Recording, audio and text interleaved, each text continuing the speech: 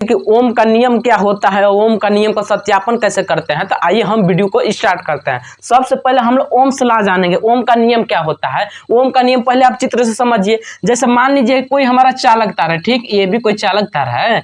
जब इसमें हम करंट प्रवाहित कर रहे हैं, आई धारा प्रवाहित कर रहे हैं, जब इसमें आई धारा प्रवाहित करेंगे तो इसके सिरों के बीच विभवांतर उत्पन्न होगा।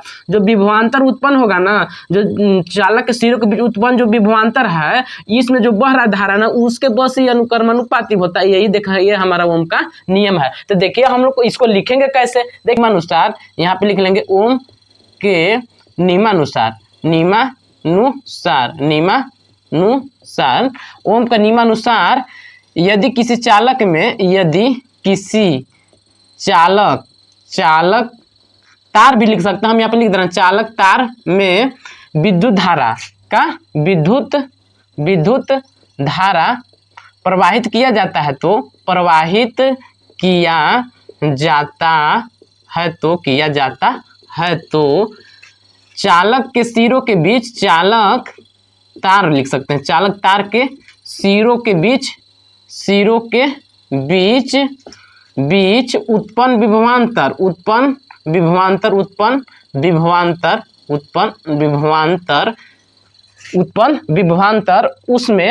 उसमें मतलब समझ रहे हैं ना, किस में, विद्युत चालक तार में ना, उसमें बहने वाली धारा के अनुक्रमानुपाती होता है। यही देखिए हमारा ओम का नियम है, होता है। यहाँ पे हम लिख दिए और यहाँ पे कॉमा लगा दिए। ओम का नियम क्या है मेरे भाई, यदि किसी चालक तार में विद्युत धारा प्रवाहित किया जाता है तो चालक तार के सिरों के बीच उत्पन्न विभवांतर, जिसको हम लोग विभवांतर को दर्शा देंगे भी से, किससे, भी से, उसमें बहने वाली धारा जो कोष्टक में कर देते हैं आई के अनुक्रमानुपाती होता है। यही हमारा ओम का नियम है। अब ये अर्थात करके आप लिख सकते हैं कि अर्थात में भी आप लिख सकते हैं, अर्थात में कि अर्थात भी अनुक्रमानुपाती आई। देखिए अर्थात में क्या लिख सकते हैं, भी अनुक्रमानुपाती आई। भी क्या है हमारा, देख लीजिए उत्पन्न विभवांतर है और आई क्या है हमारा, धारा। जब सुनिए ये अनुक्रमानुपाती या समानुपाती का चिन्ह है, जब ये वाला चिन्ह हटाते हैं ना तो एक बराबर एक कांस्टेंट आता है, जैसे भी बराबर एक तो कांस्टेंट हम आर मान लिए इंटू आई। अब सुनिए आई यहाँ गुना कर, इधर आके क्या कर देगा, भाग, यानी भी बट्टा में आई बराबर आर। ये देखिए हमारा इसका मेन सूत्र है ओम का नियम का, भी बट्टा में आई बराबर आर ना, आर या लिख सकते हैं आर बराबर भी बट्टा में आई, या के लिख सकते हैं आर बराबर भी बट्टा में आई। यही देखिए हमारा मेन सूत्र है। जहां भी करके बता सकते हैं, जहां का करके बता सकते हैं, जहां आर बराबर का है, नियतांक है, आर का है नियतांक है, जिसे हम प्रतिरोध, जिसे हम विद्युत प्रतिरोध कहते हैं, विद्युत प्रतिरोध कहते हैं। आपको इतना करके लिख देना है। देखते हैं ओम का नियम का सत्यापन। देखिए ओम का नियम का सत्यापन कैसे करेंगे। ओम का नियम को सत्यापन करने के लिए ये आपको बना लेना है, जो विद्युत परिपथ है ये आपको बना लेना है ना। तो यहाँ पे हम लिख लेंगे ओम के नियम सत्यापन के लिए परिपथ लिख देना आपको। यहाँ पे ऐसे आप लिख दीजिएगा, हम परिपथ बना दिए। अब ध्यान समझिएगा, ये वाला जो है हमारा ना, ये हमारा बैटरी है, का है ये प्लस, ये वाला माइनस, ये का है मेरा बैटरी। यहाँ पे हम लिख देते हैं बैटरी, का है मेरा बैटरी। अब ये वाला जो है, ये वाला देखिए का, ये मेरा कुंजी है। जैसे घर पे आपके घर में बटन लगा रहता है, वो ये बटन को ही कुंजी बोलते हैं। ये मेरा का है कुंजी, जिसको हम लोग स्विच बोलते हैं, ये मेरा का है कुंजी। यहाँ पे हम लिख देते हैं कुंजी। अब ये जो हमारा, ये मेरा अमीटर का मतलब होता है धारा मापने के लिए। यहाँ पे हम लिख देते हैं अमीटर। ये क्या है मेरा अमीटर। यहाँ पे प्लस हो जाएगा, यहाँ पे माइनस, इधर से करंट बह रहा है। अब ये वाला जो भी है ये हमारा वोल्ट मीटर है, क्या है वोल्ट मीटर। यहाँ पे हम लिख देते हैं वोल्ट मीटर। ये क्या है मेरे भाई, वोल्ट मीटर। इसमें भी यहाँ पे प्लस होगा, यहाँ पे माइनस। अब ये जो हमारा है, ये हमारा प्रतिरोध है, क्या है प्रतिरोध है, क्या बोल सकते हैं प्रतिरोध। अब ये वाला है जो हमारा, ये धारा नियंत्रक है, क्या है धारा नियंत्रक लिख सकते हैं, धारा नियंत्रक में। अब इतना हम आपको जोड़ दिए हैं। अब देखिए हमको लिखना कैसे है, इसको सिस्टम में लिखेंगे कैसे। देखिए लिखेंगे कैसे, ओम लिखेंगे, ओम के नियम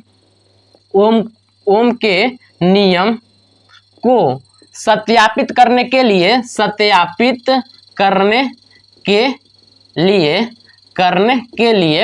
बैटरी, स्विच, अमीटर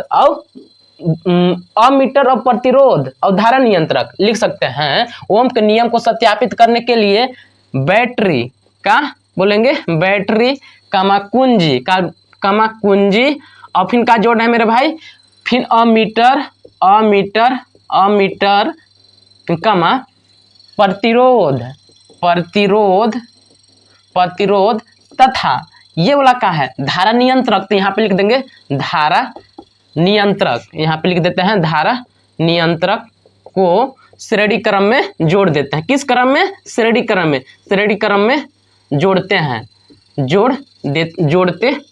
ठीक, श्रेणी क्रम में इसको जोड़ दिए। जब आप सुनिए, श्रेणी क्रम में जोड़ने के बाद अब क्या करना है, तथा श्रेणी क्रम में जोड़ने के बाद और लिखेंगे और प्रतिरोधों के सिरों के बीच और लिखेंगे और प्रतिरोध के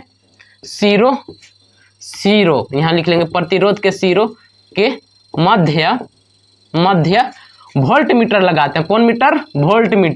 वोल्ट मीटर लगाते हैं। ठीक, लगाते हैं। अब ध्यान समझिएगा, यदि अब सुनिए, वोल्ट मीटर लगाते हैं, यदि स्विच को ऑन करते हैं, जो बटमिया है ना, इसको बटन ऑन करिएगा तब ना करंट बहेगा। तो लिखेंगे यदि स्विच जिसको बोलते हैं कुंजी को ऑन करते हैं तो ऑन करते हैं तो परिपथ में धारा बहने लगता है। परिपथ में धारा बहने लगती है। और अब बात समझिए, अब धारा बहने लगती है तो लिखिएगा कि जो विद्युत धारा है, विद्युत धारा को आई से मापते हैं। जो ये हमारा करंट बह रहा है, ये सब मेरा क्या है, आई। तो लिखेंगे कि विद्युत धारा को लिख सकते हैं, धारा को, किसको? धारा को अमीटर से अमीटर मतलब समझ रहे ना, जो धारा आई बह रहा है उसको अमीटर से नापेंगे तथा प्रतिरोधों के सिरों के बीच लिखेंगे प्रतिरोधों कामा, यहाँ लिख सकते हैं प्रतिरोधों के सिरों के बीच विभवांतर को वोल्ट मीटर, किस मीटर से? वोल्ट मीटर से मापते हैं। बात समझ रहे हैं कि नहीं? मापेंगे तो देखिए, वोल्ट मीटर से मापते हैं। यदि धारा नियंत्रक द्वारा लिखना, किस द्वारा? धारा नियंत्रक। यदि धारा नियंत्रक के द्वारा हम मान को बढ़ाते हैं तो वोल्ट मीटर के मान भी बढ़ जाता है। क्या लिखेंगे? यदि धारा नियंत्रक द्वारा मान को बढ़ाते हैं, किसका? धारा के मान को ना, धारा के मान को बढ़ाते हैं तो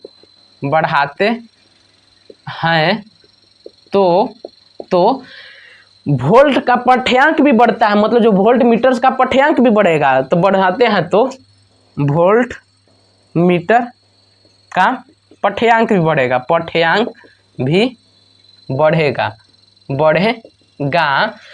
वोल्ट मीटर का पठ्यांक भी बढ़ेगा। यदि धारा के मान को बढ़ाते हैं तो इसका जो वोल्ट मीटर का पठ्यांक है ना, जो सुइया रहता है, सुई भी बढ़ने लगता है। अतः लिख सकते हैं, अतः